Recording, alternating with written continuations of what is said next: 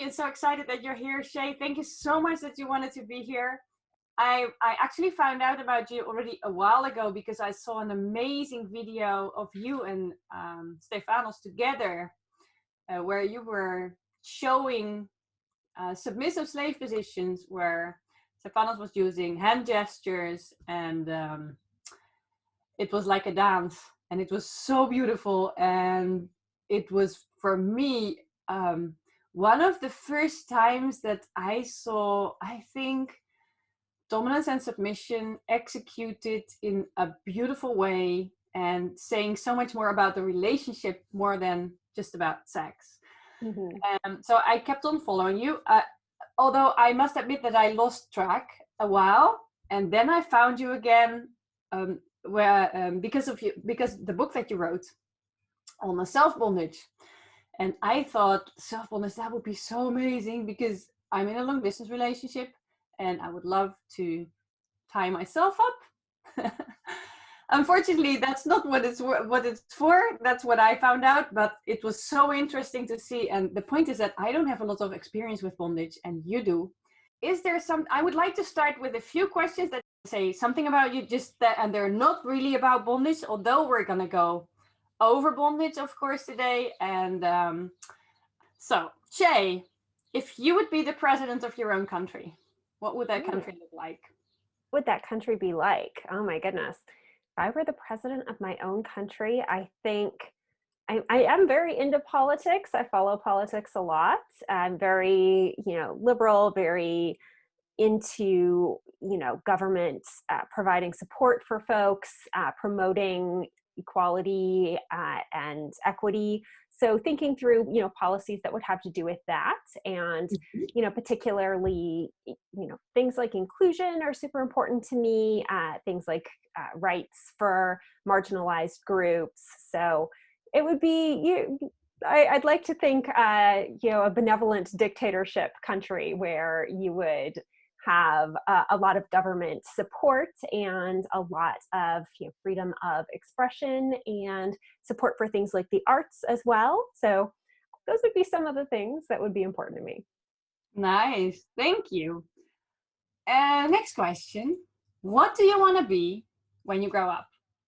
I think about that one because I'm still not exactly sure. Right now I work in healthcare and I do really love my work. There's always thinking about what more there could be. I loved writing the book, so I'm working on writing more books. And so maybe I, want to keep being an author when I grow up. I also adore performing, so maybe I can become more of a performance artist and do that for more of my whole life, as it were. Super awesome. I think you could be. I'm going to share, guys. I'm going to share with you a little bit of Shay performing because it's so impressive what she's doing. So let me just give you a little piece of an example of what she's doing because you'll be thrilled, I think. So.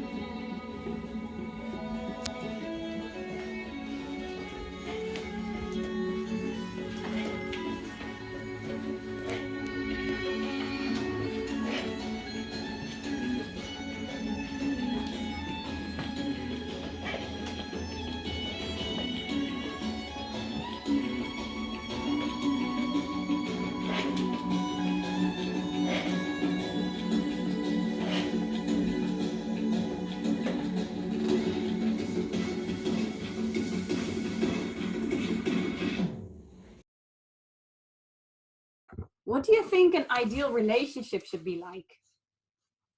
An ideal relationship, I think Stefanos and I, when we teach our classes, we talk a lot about aligning expectations. So there's a lot of things that are issues more of fit, right? There's things that are super important to me that wouldn't be important to someone else, and things that aren't important at all to me that would be super important to someone else. So I think for me, it's all about finding someone who is that right fit, who is complementary to kind of some of the ridiculous things that I like to do. You know, Stefanos and I will go out and I'll self-suspend and he'll take photos. He's been a photographer for many, many years. And it's one of the things that I love doing with him and that, you know, he also enjoys doing. My other partner, Angel, will also self-suspend with me. And we do ridiculous things, going and suspending off of, you know, structures and things. And it's so finding folks who fit with your kind of ridiculous things that you love to do, I think is one of the things that's most important to me. Wonderful. Thank you. Would you mind just like telling me who are you and who am I talking with?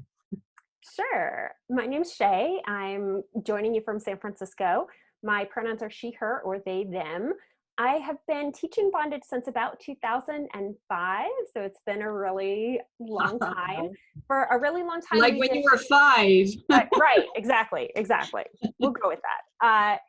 So we started out doing a lot of bedroom bondage, and I didn't get into suspension for a really long time. I enjoyed just doing, you know, bedroom stuff and, you know, tie me up and fuck me kind of thing. And then I got suspended a couple of times, got into suspension rope bottoming, but didn't find that I really connected very well with most of the types of bondage suspension that folks in my area were doing. I couldn't do rope on my upper arms, doesn't work for me. And a lot of partnered suspension, at least at the time, involved rope on the upper arms and box ties. And also, when I got suspended, I was immediately trying to move around and explore movement in the air. And I actually kicked my first suspension top in the head by accident because he didn't seem to expect that I was going to be trying to spin and move.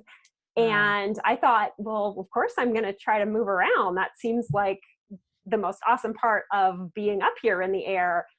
Yeah. So I didn't get too into suspension bottoming for other people until I was put in a mobile or puppet suspension by someone named Not Steve. And that's a super mobile rig you can flip and move, and the person who's in rope is very much in control of that experience. And it was a revelation. It changed my whole perception of myself as a rope human. And I went home and immediately started trying to reverse engineer it and tie it. And that was how I got into self-suspending, was just trying to recreate that tie, because no one in my area was tying like that.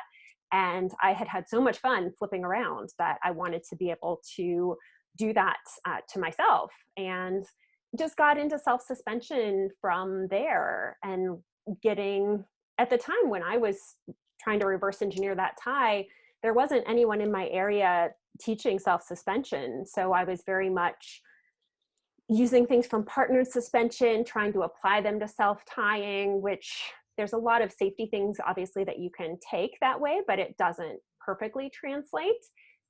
So as I moved forward, that's what inspired me to start teaching self-suspension, was just to, I'm always inspired to be the content that I want to see in the world. And, you know, there just wasn't a book on it. And it would have really helped me if there had been a book on it when I had started, or back when I wasn't doing, you know, suspension or rope, because I felt like that was for other people and not for me for some reason. And so I wanted to really give people that empowerment of, you know, you can, one of the great things about self-suspension and self-bondage in general is you can modify it to exactly what you need and meet yourself wherever you are. And it's, I think, can be super empowering in that way. Yeah, wonderful. You answered my first question also. The first question that would be, why did you write a book? Is there anything that you would like to add on that? I think so many people helped make the book happen. My editor, Evie Vane, my designer, Dead Heavy, and Stefanos did all of the photos. Everyone from the self-suspension community who contributed photos, people contributed articles and little tutorials, and it was such a group effort in that sense. And I'm just really grateful, every time that somebody reads it and tells me that it helps them. That's why I do it. I promise I'm not making a living off of the royalties. It's not particularly lucrative. So it's very much just that I love when it can help people. And, I know it would have helped me back when I started. So I always really appreciate that kind of feedback. Yeah, absolutely. I can totally recommend it also, especially, I mean, I'm not so much into bondage, but even for me, the first chapters are very interesting. Also, if you're not able to do self-bondage, I mean, I couldn't do self-bondage. I'm living in an attic. And when I do like this, I'm touching the ceiling already. So, and it's a it's a wooden house. So I wouldn't have any hard points, like you call it. So it wasn't for me, but it's so gonna stay in my, I mean, this is a book that I'm not going to give away, because one day I'm going to do some self bondage, because I'm so interested. I will put all the links to for sure. I'm sure there are people interested in what you're doing and what they look like, because it's amazing, the videos that you make. I love watching them, and I'm subscribed to your YouTube channel. I mean, I see that you don't get a lot of views yet, which is a shame. I think I should. So this is, guys, go there and subscribe to our channel.